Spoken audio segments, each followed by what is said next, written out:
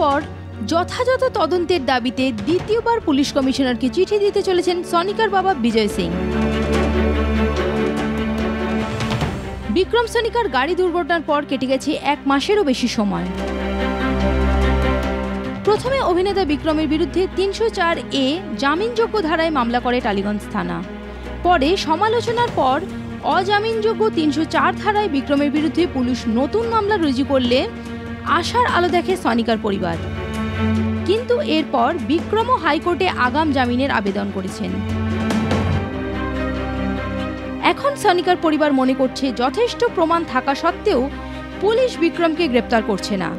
তাই 13ই মের পর আরও একবার বিক্রমের বিরুদ্ধে দ্বিচারিতার অভিযোগ এনে পুলিশ কমিশনারকে চিঠি দেবেন সনিকার বাবা বিজয় সিং।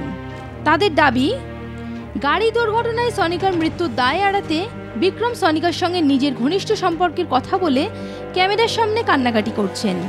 বিভিন্ন মহলে প্রভাব খাটিয়ে বিক্রম আইনের হাত থেকে মুক্তি পেতে চাইছেন। এই সব ঘটনার পরিপ্রেক্ষিতেই দ্বিতীয়বার পুলিশ কমিশনারকে চিঠি দেবেন সনিকার বাবা বিজয় সিং। সনিকার পরিবারের তরফ থেকে জানানো হয়েছে তারা পুলিশের উপর ভরসা রাখছেন। হাইকোর্টে বিক্রমের জামিনের শুনানি হলে পরবর্তী পদক্ষেপ নিতে প্রস্তুত তারা।